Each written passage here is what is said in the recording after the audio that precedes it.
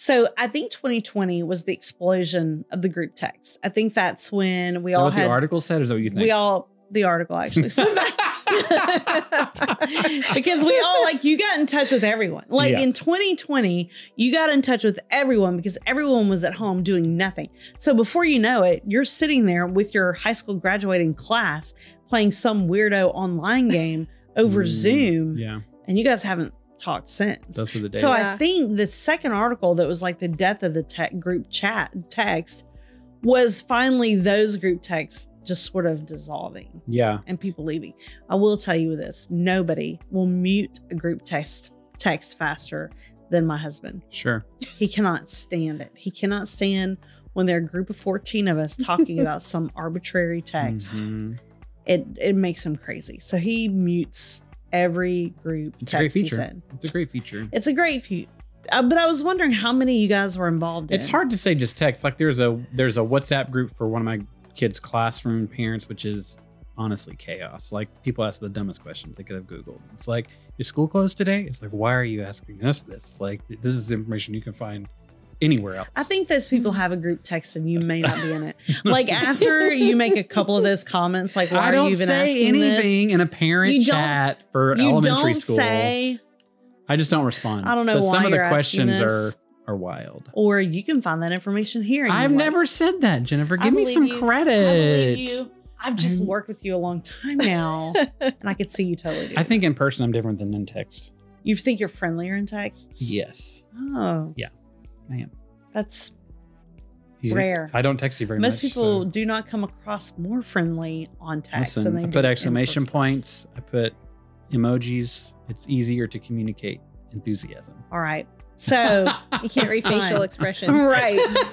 We can't see the eye roll. You can't. It's exactly it. You can't hear the tone. And for some people are you can't hear how positive my tone is, so I sound worse in text. I'm no. You can't hear how terrible my tone is in text. So sadly, it's better you were not privy to the eye roll that came before. I just put this message in. So. Yeah. All right. Well, I guess let's get started. I forgot to ask you. Do we get started? Let's get started.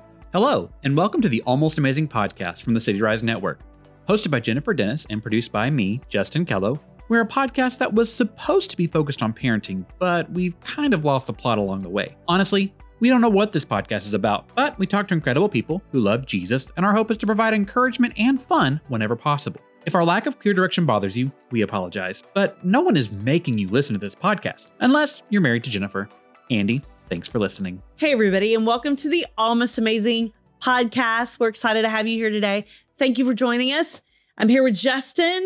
Hello. What's going on? Well, okay, so it's cold, or it has been cold. We just survived. It has been really cold. So we can date this a little bit. We just went through the cold snap that happened in January. And the Arctic blast. Listen, I almost burned this church down. What? On purpose?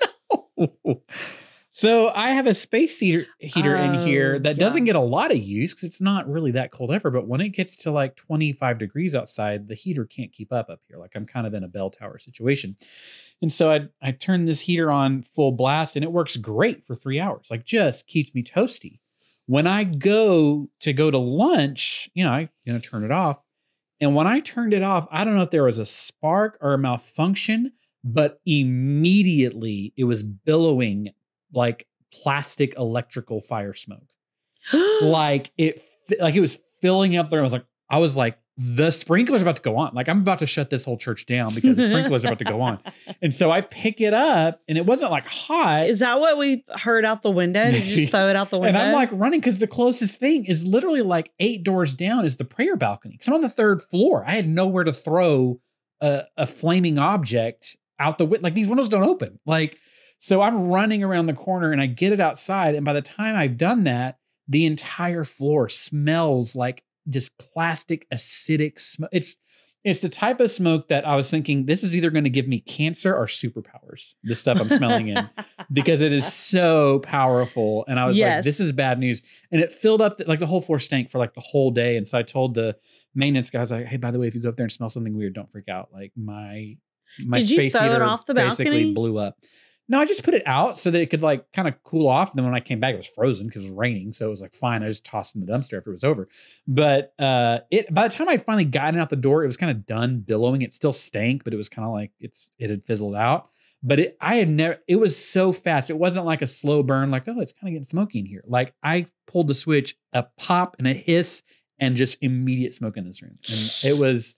That's terrifying. It was terrifying. I was more scared for the sprinklers. I did not care for my safety. I cared for an entire church floor being ruined with sprinklers popping. I didn't know how sensitive they were. I was like, this is going to be bad news. So that's been my most recent excitement. What about you? Anything exciting happening in your life? Well, as you say, I'm yawning. I cannot stop yawning. Listen,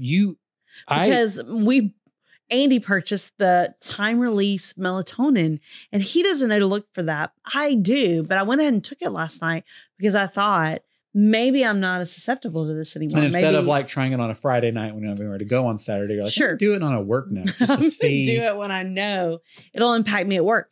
And so the first wave, I went to sleep really well, stayed asleep the whole night, really great. Great. 10 a.m. today. And normally that's one of my most, they have these times of the day when you have a lot of energy or low energy. Sure. And that is a high energy time for me. Great. 10 a.m. Yes. I was like dying. Oh no. I'm just like, what has happened? I'm so sleepy. Yeah. And then here we are in the podcast room. And I realized it's the time release of melatonin. Oh no. Anyway, I went to go find melatonin. First of all, everybody in Houston is on melatonin. Really? I think everybody's on melatonin.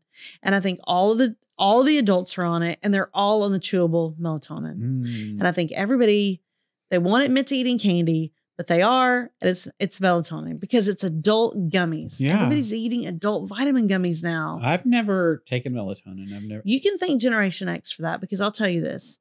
The minute that they introduced Flintstones, I don't know if you're familiar with this brand. I did that. Mm-hmm.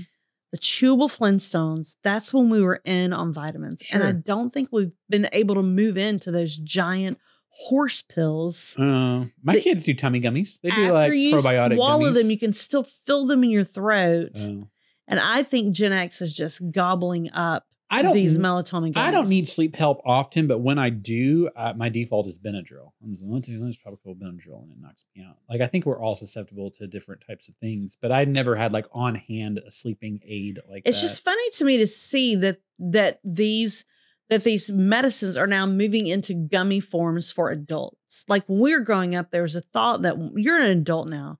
You can swallow a pill. Sure. But not anymore. You still get it in gummy form. I was not aware it was adult. 300 milligrams shoved into I know there's kid gummies. I didn't know there was adult gummy. No, they're adult medicine. Gummies now. Yeah. What do you think about that? What does that say about us that as adults we need candy gummies to get down our vitamins? I think whatever you need is fine. And life the more you need, I mean, how big are these gummies getting? Life is hard. If we can make things easier, let's make it easier. Like there's enough hard things in life. There's enough difficult things. Like life is hard. Sure, bring on the gummies. Dude, give me a medicine and a piece of pie. Like I'll tell you what it's going to lead to. It's going to lead to a lot of diabetes because once you've had your like 18th gummy for the day, because why have you eaten 18 melatonin gummies? That's your problem.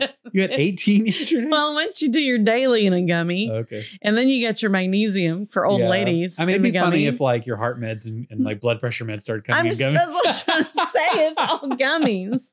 Now you just get your pack and it looks like just a big, like a little candy pack, and it's your gummies, and you just chew them down over time. Whatever joy we can find. I like the cherry gummies. Yeah.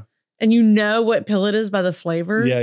The pineapple citrus. That's my water pill. Dude, something else going on. Do you still play Fortnite with Andy? Is that still okay? Yes. But periodically I play. He plays more regularly than I do. What were we going to ask? I discovered video games over Christmas break. So just now. Well, I bribed my son with a Switch over the summer at a trip, and I got that, and he quickly lost interest in it. And so I played Animal Farm, and I still do. Like it's really a great game, but I play like way less time than I used to. And so the interest had waned. And then Nintendo reached out to me on Instagram to do an ad for Super Mario Wonder. And so I did it, and they gave me a free copy of Super Mario Wonder, and then they gave me $100 gift card towards Nintendo Store. And so that's so cool. So over Christmas, we played Super Mario Wonder, and then with the gift card, we bought the Hogwarts game. Oh. And I don't know how you feel about Hogwarts. I know it can be a sensitive subject, but it has taken over my life. You're playing that. It is a family event at night. Like, it is how we wind down. Is I will play it, and my wife and my children gather around the TV, and we go on a journey together for 45 minutes to like calm down. And like it's part of our family daily routine now, is playing this Harry Potter Let me game. say, oddly enough, my mom was really into video games. Okay. I don't know if I've talked to you guys about that or not.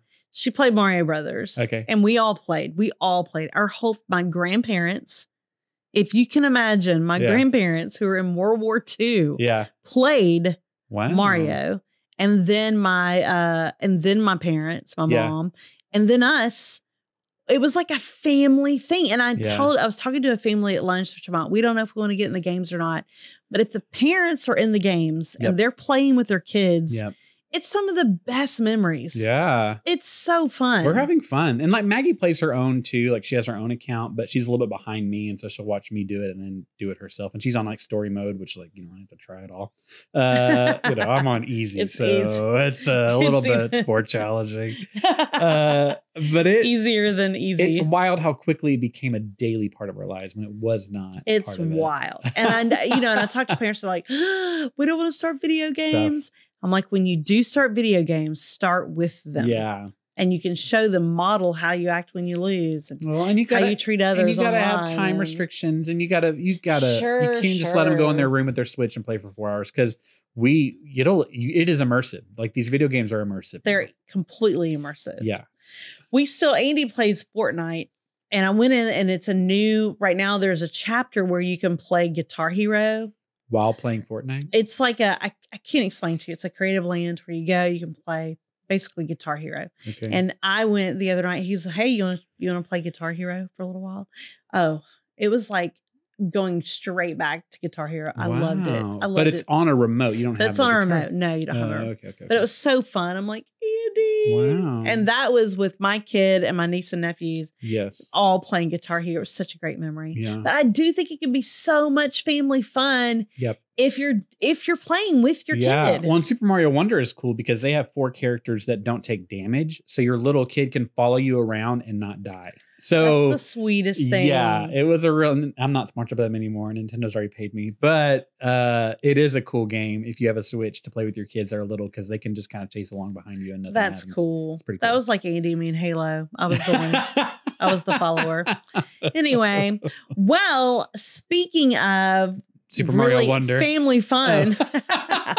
So today I'm excited about our guest, because I have been seeing Savannah for weeks and weeks and weeks at our church, and finally got the guts to walk up and say, will you come on our podcast?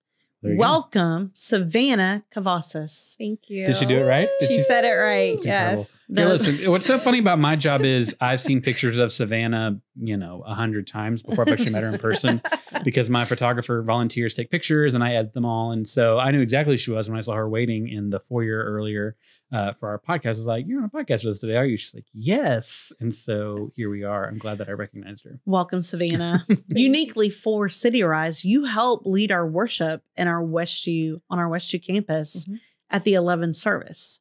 So how long have you been involved in the worship at Westview? So I came over to Westview back towards the end of September of last year. So you haven't been around, like, I was going to be so embarrassed. September of 20. Well, okay, we just finished 23. September of 22. So it has been more than a year. That's a long time. I'm so glad. I was going to be so embarrassed if you're like, it's been 8 years. Oh, no. It's and thank you for never noticing me. So I hear comments all the time about the greatness of the worship in the 11 o'clock service. What about that 11 o'clock hour? You're leading with Jeff. What about that do you enjoy that's inspirational to you? I think just what everybody collectively brings. It's just like everybody brings their best. Everybody brings their heart. They want to be here. They want to worship together. And so I think it's just like it's a very unique atmosphere amongst the team. And I've loved every moment of it. Oh, really that's have. so great. We've had Jeff on the show Mhm. before. Jeff, what a Debbie Downer. He's the worst. No, I'm kidding. He's so positive and so He is nice. crazy and so positive, isn't encouraging. he? Yes. Like yes. incredible. Can you ever show up to anything with less enthusiasm than Jeff? Well, I mean, with more. Yeah. Have you ever had more showing up? He's all in. Good morning, Jeff. He's Like, all it would in. have to be like all the way. And does he still bring you guys tacos? He brings kolaches. He's Ah. Yes. I wasn't here for tacos. I've always Well, done those are the dark kolaches. days. That was 2020, Yeah. 2021. I think to have a leader that leads with such incredible Mhm. enthusiasm and food, like, right? Because the enthusiasm is great, but if you back that up with food, that's when I'm like loyal. Yeah. I'm in for Yeah. the long haul. So we're so glad to have you helping with worship. So when did you start working in worship, or how did that journey begin for you? It started actually probably all the way back in high school. The church youth group I was directly involved in, the church we attended, I started leading worship in our youth service. And so that would be on Wednesday nights and Sunday mornings. And then I did that all of high school, and then I stopped. I took a big break. I didn't get back into leading worship until I want to say my late 20s at a church we were attending, Woodlands Church out in Atascocita. And I was there for a couple years, and then we moved over to a church plant, and I was the worship director there for about 6-7 years. Man. And that was a big learning experience. It was definitely, I think, I walked into it not knowing really anything I was doing, but God put me there very specifically, and it really grew me in my leadership, grew me in my skill, grew me for really a heart in ministry, to really know that that was directly my calling, and how I can serve the church. And then we took a little bit of a sabbatical, and then during that sabbatical, we actually came over here to West U, and it was an unexpected move. But it was definitely a move where we saw God was putting all these pieces together, just confirmation after confirmation in the wildest of ways. And so we just knew this is where he had us in that next season. Mm-hmm. I love to hear that testimony of starting in student ministry. When I was a student pastor, the first thing I did at any church was start a youth band. And in any church I had gone to previously, they didn't have a youth band. It was always a brand new thing. They're like, oh my gosh, we've always wanted one, but nobody ever really could get one going. And so that training ground of letting teenagers lead actual humans, I mean, they're not practicing, like they're actually leading worship, was one of my favorite things to do, because over and over the testimony is 10 years later, they maybe take a break like you did, but they're back in it. You know, the foundation that was set as a leader in 9th grade became, you know, the way they serve their local church when they go out and get real jobs and families and stuff like that. And so I've got story of girls and guys that are now men and women who are still in leadership at church because they played in a worship band in students. And I remember when they were terrified and they wouldn't even hold the mic the right way and they couldn't stay on beat. And then now to see them like really still leading, it's one of the most practical ways students can get involved in church leadership early on. And it's something I still try and continue today. That's why I have teenagers that take pictures for me. Like, I'm like, yeah, you're 13. Let's go. I'll teach you how to hold a camera. Like, I love getting people equipped to lead worship or to serve in a way that they can revisit again when they're adults. It's awesome. Well, I think too, it's such a great place to learn because nobody expects it to be perfect. It's not intense. It's not this heavy, you know, it's so perfect to learn. And I cannot tell you how badly I wish I had been part of a youth group worship band. What would you have played or would you have sung? I would have been the soloist. I would have totally been the singer. You wouldn't have picked up an instrument? I would have been with a keys? team of Okay, performers, and we would all take different parts. Let me tell you this. It was not hard to find singers in youth group. It's hard to find the drummers. Okay. The drummers are hard to find. Keyboard players are hard to find. Yeah. When I was in the youth group, we did have an ensemble and it was called Heartbeat. Oh, that's Get great. it? It's the more rock and roll area of the church. Oh. Anyway, and I did not make it into Heartbeat. Oh. I was not let in because something about tone deaf and we need it to sound good, blah, blah, blah. Dude, it is it's a hard ministry because in other ministries, you don't really need, or not all ministries, but in some ministries, you don't need a specific talent. Yeah. Well, to make coffee, you can learn how to make coffee. To smile at a door and greet, you can do that. But like, there are some things that require very specific skill and honing of that skill, which is why specifically I think student worship bands are helpful because it's a training ground. Well, it's like a lot of thank you, Jennifer, for your interest. Have you thought about being a greeter? Blah, blah, blah. You're great. You're a Savannah, great greeter. I just want to affirm that in you, that you're very good at greeting. What I'm saying to Savannah is, and I've asked Aaron Sinsman multiple times to put me on. Yeah. And he doesn't. And that's irritating. You know what's funny about our church is we have different campuses. Every band has such a unique vibe. Like I'm privileged to like kind of interact with a lot of them in different ways, especially kind of in the early stages of the pandemic. And you walk into one space with Jeff leading and he's got a totally one vibe. And then you walk into another space with Aaron leading. It's a totally different vibe with those guys. Like they become a very close knit group with their own personality. And it's interesting to see even more than maybe other ministries, how they truly function as a team.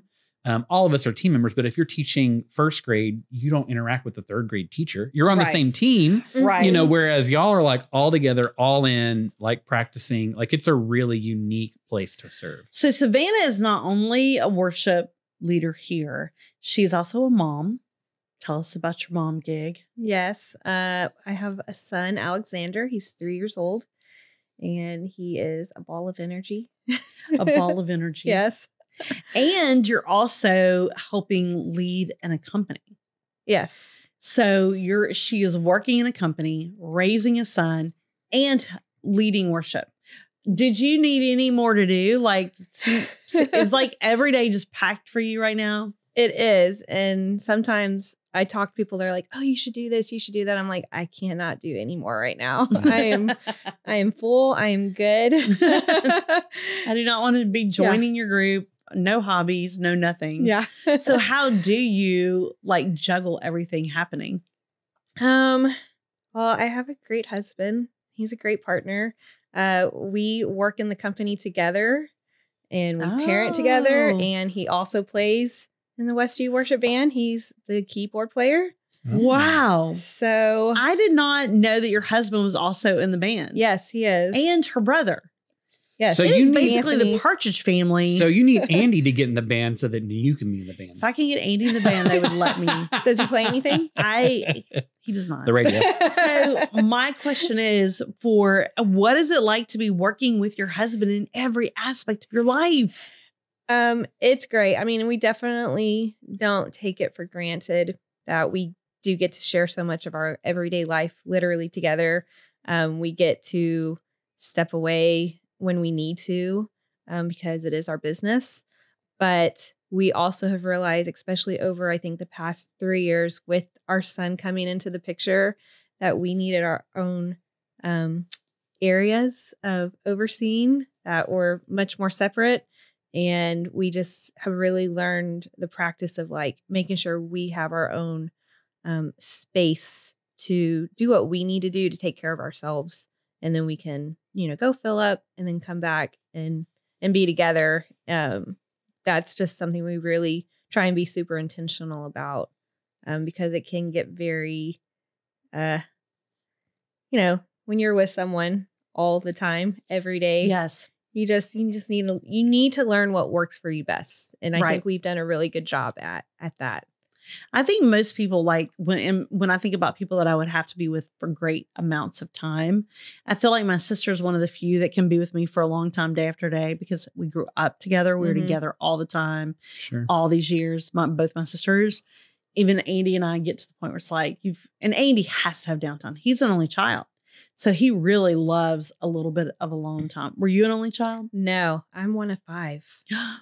Really? Yes. Now, is everyone in your family musical? For the most part. My sister, she is a worship. She's a worship director, leader. Her husband pastors a church in New Braunfels. She's been doing that all of her adult life. What's the name of the church? River City Church. River City sounds cool. I've heard of River City and it does sound real cool. River City is a pretty cool name.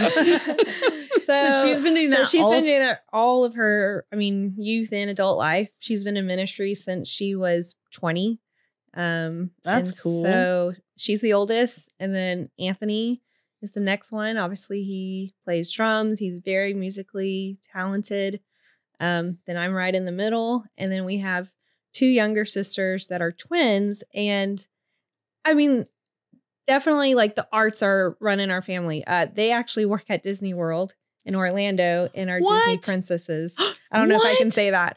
But you have 2 sisters that are Disney What? Yeah. I've never even met someone who's a Disney princess. They are so picky. I was about to say, you have met Disney character actors. Absolutely. You have one on your staff. $75 a breakfast at a castle. You have a staff member who is his face character. Oh, that's right. I don't know that Lauren. She wasn't a face character. She did like chipmunks. She was a fur animal. Yes. Yeah. So have you?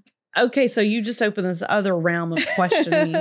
Have you guys been to Disney and seen them? Many times. So you wait in line to like get their autograph and stuff and take a picture with them? We get to bypass the line. Oh, nice. I think, just this year alone, we went 2 times. My son is 3 and he's already been 3 times.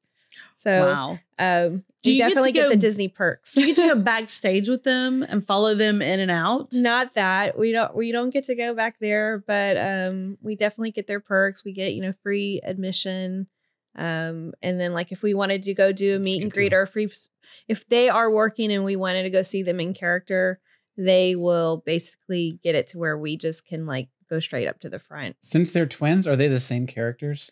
They aren't now. They started out, so they've been there for about 8 or 9 years, I want to say. This is like their real job. This is not like a college program. They both started out as Tinkerbell. Okay. They actually just both, I guess, retired. They aged out, is what they say. The irony of Tinkerbell.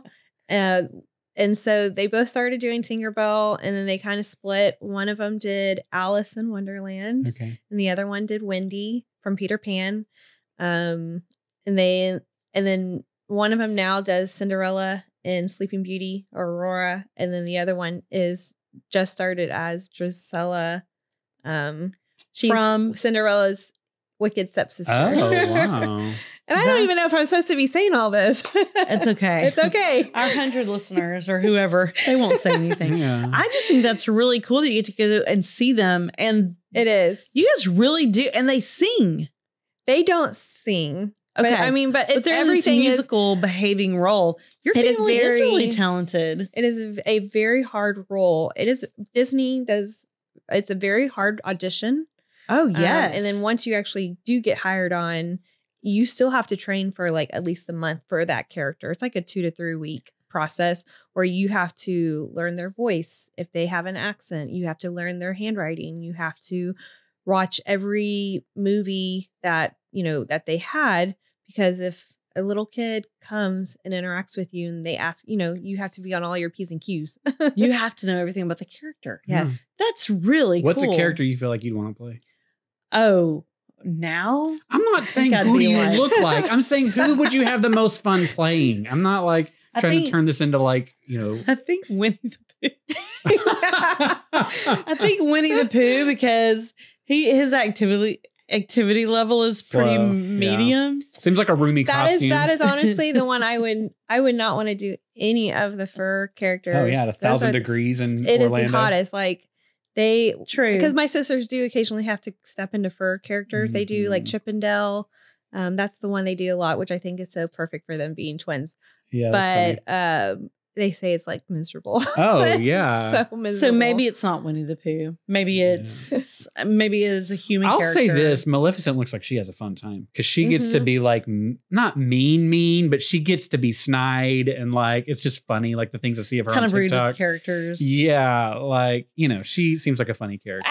I don't know. I think maybe I'd love to be a Hogwarts character. Okay, that's Universal. not Disney. At Universal. And I don't think they have characters. I don't think they do either. But I don't know. I think it would be really super fun though. If it was a nice day outside, Winnie the Pooh would be great. Like roomy costume. Like, you don't have to do a lot of talking. Not tons of it's energy. just very physical. A lot of wise statements. A lot of good friends. I will say the guy who does Good Winnie the snacks. Pooh is on TikTok. and he does like funny things. And apparently the other day was Winnie the Pooh Day.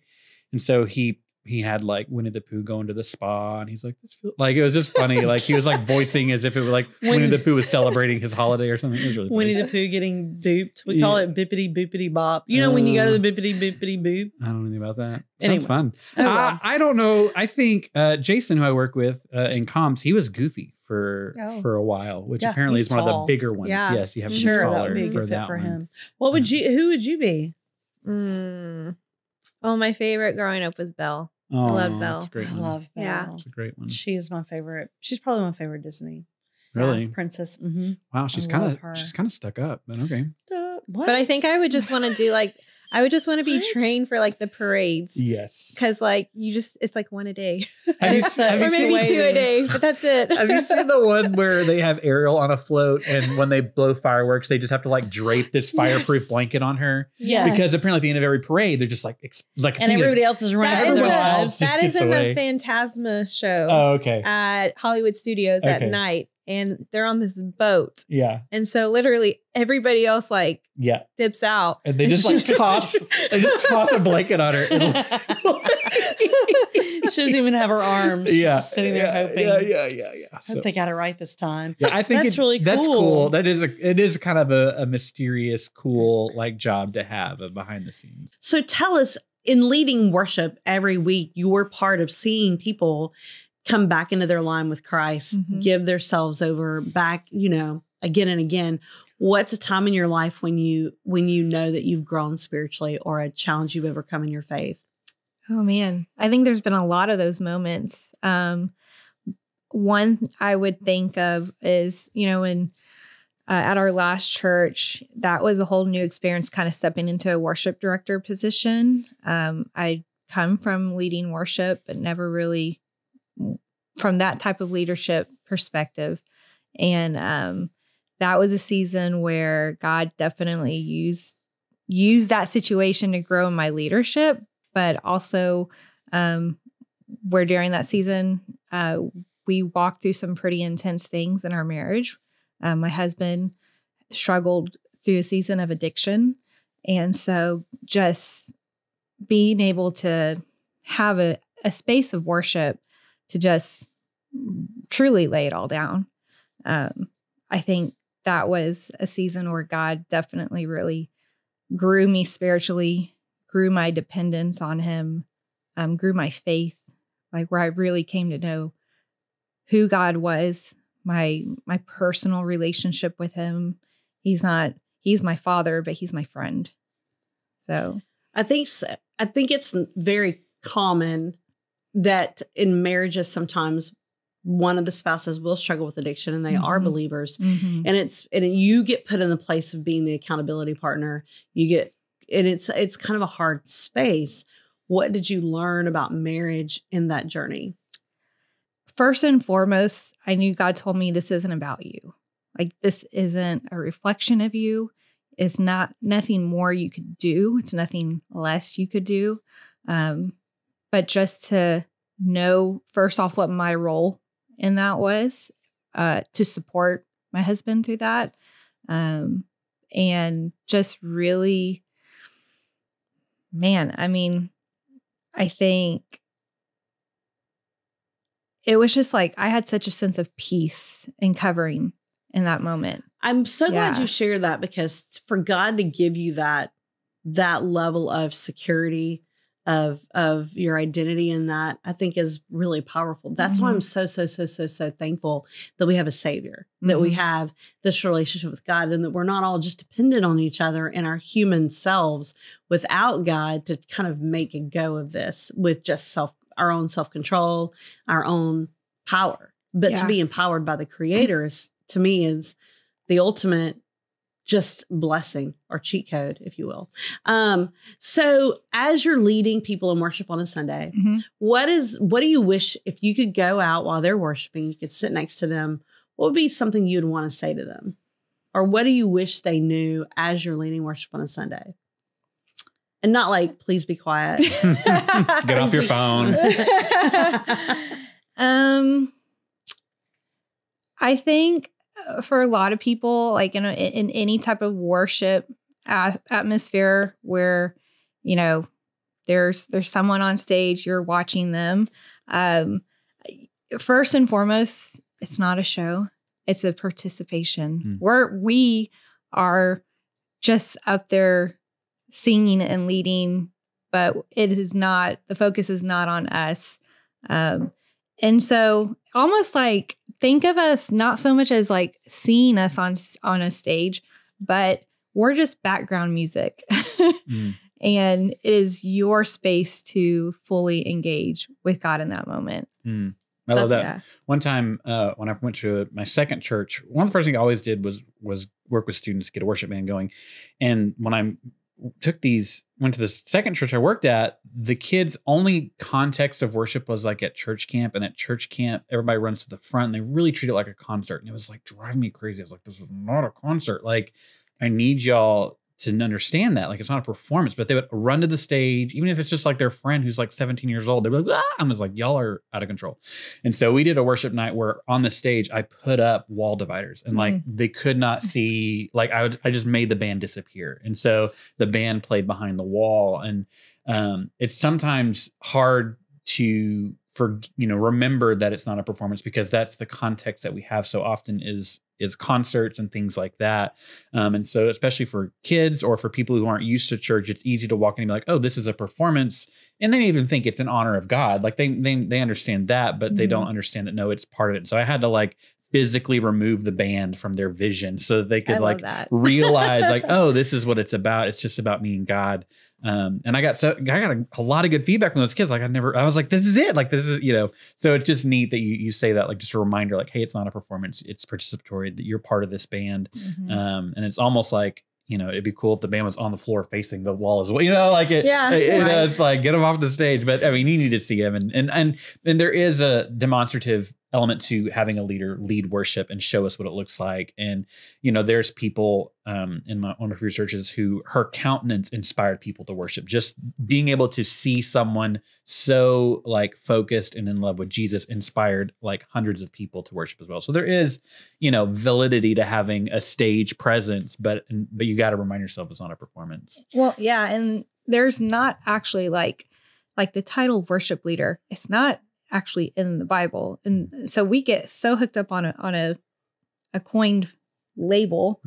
And I think when Robbie was teaching a couple weeks ago, he said something in his message, basically like a part of his message was, how are we coming prepared when we come to church? Not do we have our Bibles, but do we have stuff to write with? How are we preparing our hearts? And I told my husband after service that day, I was like, it even pushed me to say, I think from an audience perspective, we think they're the worship leaders, but you're leading worship in your seat to those who are around you as well. And how you are displaying and your interaction with God, that could speak and overflow into the person next to you. Yeah. That's great. That's really powerful. I want to add this has nothing to do with what we just talked about the last 4 minutes, but I'm just really thinking about these spouses who are walking with their husband or wife through some of these difficult times. I want to say that because I've walked with people really close in my life with partners that never came back around and the marriage didn't last. And God has been really faithful in that to them. We still have this freedom of will. We still have this way of making choices. And I just want to say that if you're on a journey and you're really struggling and you feel like the only answer is for it to be worked out, God is going to be with you no matter what road you go down. He will always be with you. And so I just want to say that sometimes I think we celebrate the time, Savannah, like when you guys are back on the same page and moving forward, but that doesn't always happen. No. But God has incredible redemptive stories for those as well when it doesn't get to a great. Does that make sense? Anyway. Yeah. Well, and I mean, there was definitely a season, a point in that, in our story where that was a very real possibility on the table. Was God going to restore him and his addiction, but was he going to also restore our marriage and some of the things that had been broken? And I just knew, and I clung to knowing that our God is a God of hope. He is a God of redemption. Yes. And I think that's the powerful place is that I clung to God. And that's the deal. If you are holding tightly to God and he is, and your hopes and dream picture has to be following God. It can't be that if this works out, if my partner chooses to do this, or if they fall out, or if they, like, the hope can't be in the perfection of your partner. The hope has to be in the perfection of God. It has to be, I think. Absolutely. Well, Savannah, we just wanted to real quick before we wrap up, tell us a little bit about your inspiration, or who inspires you in worship as you lead worship. Oh, who are your favorite worship bands too? That's what I want to hear, is like, get some music recommendations. I felt like that was going to be a question. So I was like, I should be prepared for that. I listen to like everything pretty much within the worship realm of music. I really love Brian and Katie Torwalt. Oh yeah. Obviously Carrie Job is a big one. Jen Johnson. I really like, Jennifer, you cannot be like that. I am freezing. You cannot have your jacket on backwards for the rest of this interview. We are almost done. So cold. Are you cold too? No, I'm good. It's great. I'm good. Continue. Sorry, I It's had okay. to address that. We'll probably get that. This whole section will be. No, absolutely not. Brian and Katie Torwalt, I love. You say Carrie Job? Carrie Joe. Uh-huh. And I think just because, like, I mean, she's been around so long doing it. I really started listening to, like, there's Red Rocks Worship out of Colorado. There's some two new worship bands. One's called I don't even know if I'm saying this right. L-O Worship, Worship, and then City All Right. Okay. They just, like, I think they're very fresh sounds. Really like City All Right a lot, because I feel like a lot of their worship music sounds like songs you've grown up with. Like, it sounds like kind of traditional worship music that you would have sung maybe 30 years ago, but it sounds very relevant today. Oh, wow. Oh, that's cool. So, have you heard the term soaking? Worship soaking? Like, where it's like a extended jam session, but it's worship rather than, I don't know. Is it something you listen to, or something musicians participate in? I mean, there's like spontaneous worship. I was at a retreat, and these two retreat leaders were like, we're going to do something this afternoon when we had a break during a breakout. And they're like, you can come in here and it's called soaking, where we just kind of low key play worship in the background and you just soak in the spirit. How was it? Did you enjoy it? I didn't go. Oh, you weren't interested. I was just wondering if that was, if that was just them. I think they may have made that up. They weren't serving any treats. Were they part of the retreat, or were they just they were off the leading street? the worship the retreat? That's why I thought it was a thing, and I was like, they were just background music. I think so, but it's like worship, and they were doing some of their own music. I was just wondering if that was a thing, but it doesn't sound like it's a thing. They made that up. Heard of that. Yeah, maybe so. Oh, I knew it. Mm-hmm. Anyway, so now we do the get to know you question, but do you think we've already done it with the what character would you be? Because you asked one the other day, you're going to do it. Said, "What's the most dangerous thing you've ever done?" And I thought that was what's funny. the most dangerous thing you've ever done?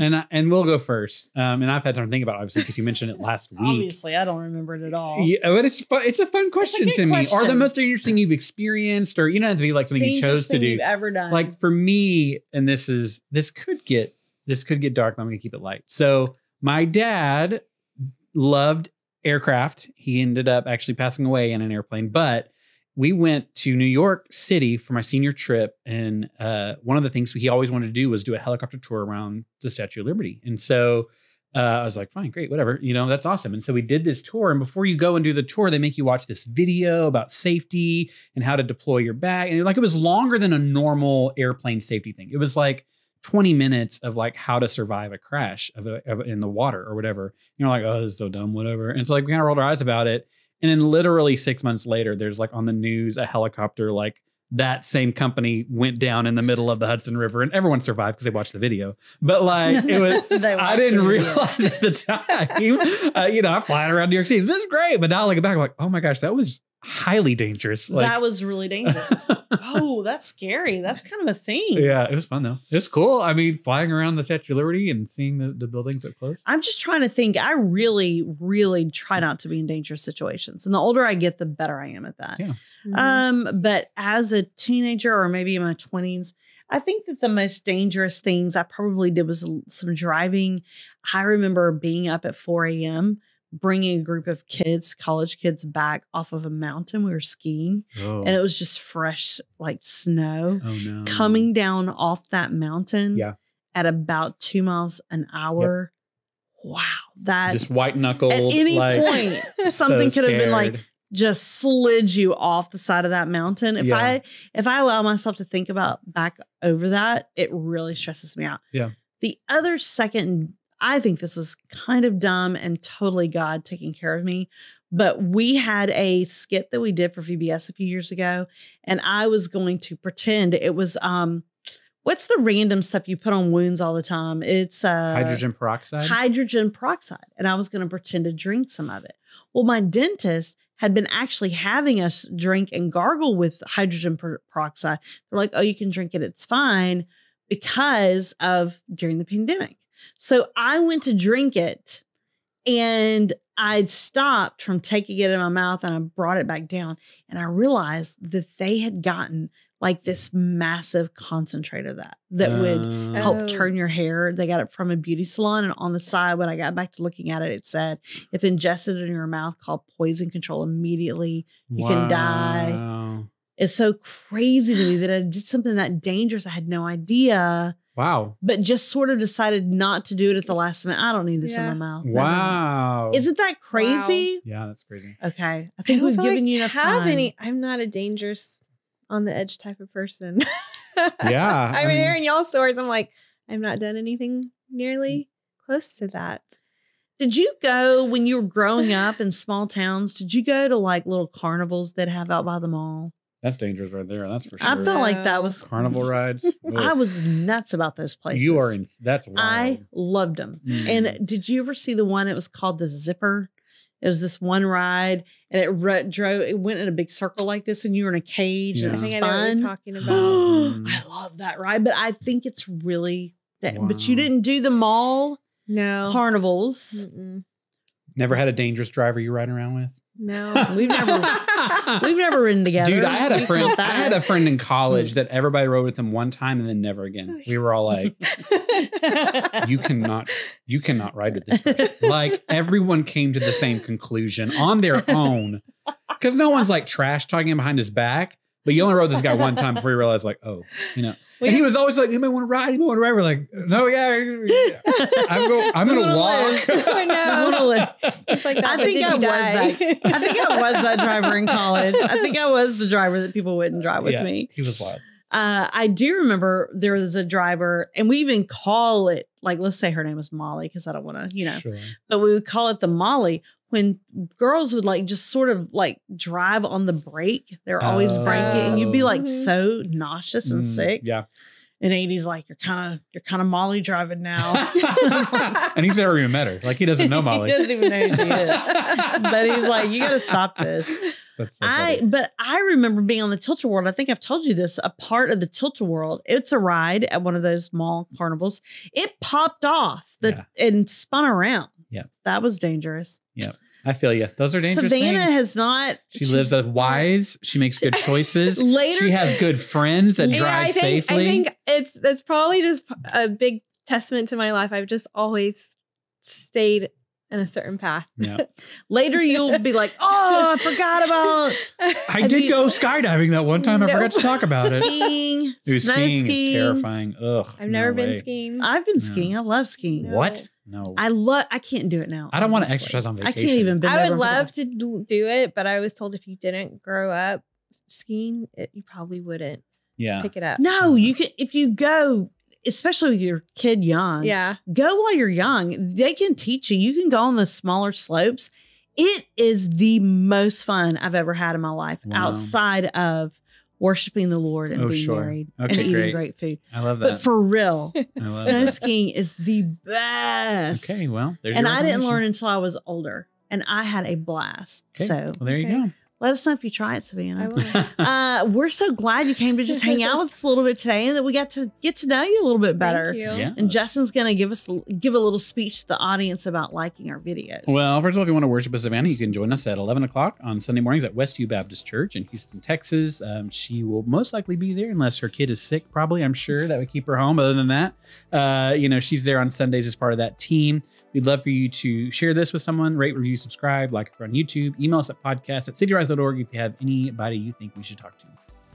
Thank you. Thank you so much for being with us. Thank you. Thank you also for being with us on the podcast, where we hope you've had an almost amazing time on the Almost Amazing Podcast. Thanks for listening to the Almost Amazing Podcast from the City Rise Network based in Houston, Texas. City Rise is a partnership of church campuses, nonprofits, and missionaries devoted to lifting our city and the world by generously giving the gospel of Jesus Christ. For more information or to find a church campus close to you in the Houston area, visit cityrise.org.